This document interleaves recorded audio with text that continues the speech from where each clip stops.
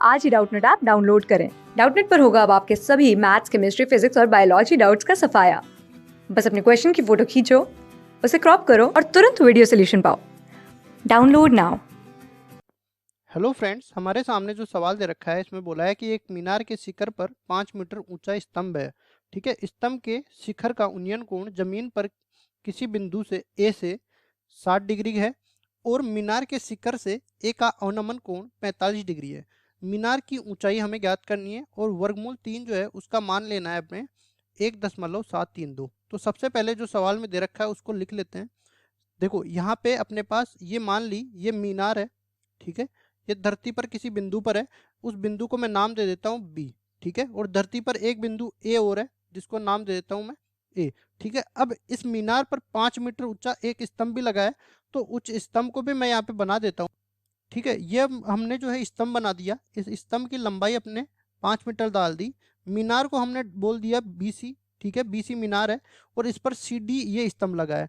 अब देखो इस स्तंभ का जो अपने पास शिखर है, इस शिखर का इस बिंदु ए से अपने पास उन्नयन कोण दे रखा है 60 डिग्री के बराबर।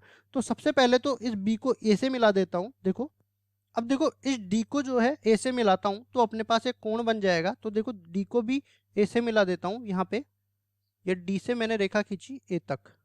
अब इसमें बोला है कि ये उन्नयन कोण जो बना रहा है वो 60 डिग्री के बराबर है, तो ये अपने पास एक उन्नयन कोण बन रहा है जो 60 डिग्री के बराबर आ गया। ठीक है, अब आगे बोला है कि मीनार के शिखर से ए का अवनमन कोण, तो मीनार के शिखर पर एक रेखा खींच देंगे। ये रेखा मैंने खींच दी। अब ये मीनार के शिखर का जो बिंदु है सी, उसको भी हम ए से मिला देते हैं। तो देखो उसको भी मैंने ए से मिलाया तो अपने पास एक और कोण बनेगा। तो ये मैंने मिला दिया ए से सी को। ठीक है, अब देखो इसमें उन्नयन कोण नहीं बोला, इसमें बोला है कि अवनमन कोण। तो अवनमन कोण ये वाला कोण होता है अपने पास, ये कितना दे रखा है 45 डिग्री के बराबर। ठीक है, अब हमें पूछा है कि मीनार की ऊंचाई कितनी होगी, तो हम मान लेते हैं कि मीनार की ऊंचाई अपने पास h मीटर है। ठीक है, और ये बी से ए की जो दूरी है उसको मैं मान लेता हूँ कि ये x मीटर के बराबर है।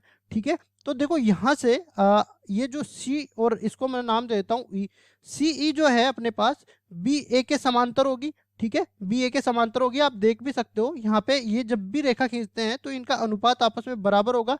इसको सर्वांग समता से हम सिद्ध भी कर सकते हैं, लेकिन बेसिकली मैं मान के चलता हूँ कि ये जब भी ये कोण बनाऊंगा ना, तो ये BD जो रेखा है उसके लंबवत बनाऊंगा। ठीक है, सी जो है BD रेखा की हमेशा लंबवत होगी और BD रेखा की हमेशा लंबवत होगी, तो BA की हमेशा समांतर होगी। तो ये दोनों रेखाएं समांतर हो जाएगी और एकांतर कोण से ये जो 45 डिग्री का कोण है ये यहाँ पे बन जाएगा और ये भी 45 डिग्री का कोण ही आ जाएगा। अब देखो त्रिभुज CBA में लेके चलता हूँ।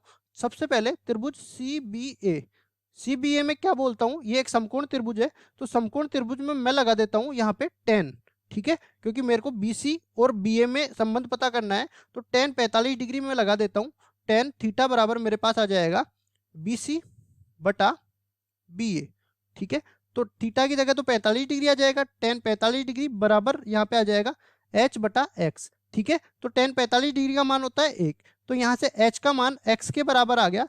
मतलब अपने पास जो ये जो मीनार की ऊंचाई है वही दूरी अपने पास बी की ए से दूरी है। ठीक है, तो इसको मैं मान दे देता हूँ समीकरण नंबर 1। अब देखो मेरे को चलना है त्रिभुज DBA में। त्रिभुज DBA में, त्रिभुज DBA में भी मैं सेम लगाता हूँ 10 थीटा। ठीक है, अब 10 थीटा मेरे को जो है यहाँ पे देखो ये लंब बटा ये आधार में रिलेशन करना है, तो अपने पास लंब तो कितना आ जाएगा। देखो यहाँ से सबसे पहले तो मैं 10, इसमें थीटा की जगह कितना है, ये पूरा 60 डिग्री लेना पड़ेगा मेरे को, तो 10 60 डिग्री।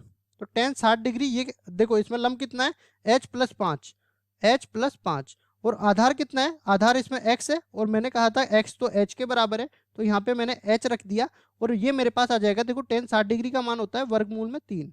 ठीक है, तो ये आ जाएगा h+5 बटा h के बराबर। अब देखो इसको आगे सरल कर लेते हैं, तो यहाँ से मेरे पास वर्गमूल में 3h बराबर h+5 हो गया और यहाँ से मेरे पास जो है h को इधर लाऊंगा तो ये माइनस का बन जाएगा, तो वर्गमूल में 3h माइनस h बराबर 5 हो जाएगा। यहाँ से मेरे पास h उभयनिष्ठ आएगा, तो अंदर बन जाएगा वर्गमूल में 3 माइनस 1 बराबर 5। ठीक है, h को फिर इधर रखेंगे और सबको उधर ले जाएंगे, तो 5 बटा वर्गमूल में 3 माइनस 1। अब देखो ये अपने पास हर में अपरिमेय संख्या बन गई, तो इसको अंश में ले जाने के लिए हम क्या करेंगे, वर्गमूल में 3 प्लस 1 बटा वर्गमूल में 3 + 1। इससे ऊपर नीचे गुणा कर देंगे क्योंकि ये चिन्ह बदल के गुणा करते हैं, इसको परिमेयकरण भी बोलते हैं। ठीक है, तो ये अपने पास हो जाएगा, देखो नीचे तो एक सर्वसमीका लग जाएगी a - b और a + b वाला, तो यहाँ पे बनेगा a² - b² और ऊपर बन जाएगा अपने पास 5 गुना वर्गमूल में 3 + 1 बटा, देखो यहाँ पे 3 - 1 मतलब 2 बन गया। अब देखो सवाल में क्या दे रखा था कि वर्गमूल में 3 का मान 1.732 लेना है, तो यहाँ पे देखो ये अपने पास अपन इसका मान लेंगे तो अपने पास बन जाएगा 5/2, या इसको लिख लेते हैं हम 2.5। ठीक है, इसको लिख लिया 2.5 और अंदर क्या होगा 1.732 और इसको 2 में 1 में जोड़ेंगे तो अपने पास बन जाएगा 2.732। ठीक है, अब 2.732 को 2.5 से गुणा करते हैं तो ये अपने पास आ जाएगा 6.83। और देखो इकाई मेरे पास मीटर में दे रखी थी, तो ये h भी h बराबर 6.83 मीटर में आ जाएगा। ये अपने पास मीनार की ऊंचाई आ गई और मीनार की ऊंचाई हमें निकालनी थी, तो यही अपना उत्तर हो जाएगा। Thank you. क्लास 6 से 12 से लेके नीट, IIT, जेईई मेंस और एडवांस के लेवल तक 10 मिलियन से ज़्यादा स्टूडेंट्स का भरोसा। आज ही डाउनलोड करें डाउटनेट ऐप या व्हाट्सएप कीजिए अपने डाउट्स 8400 400 400 पर।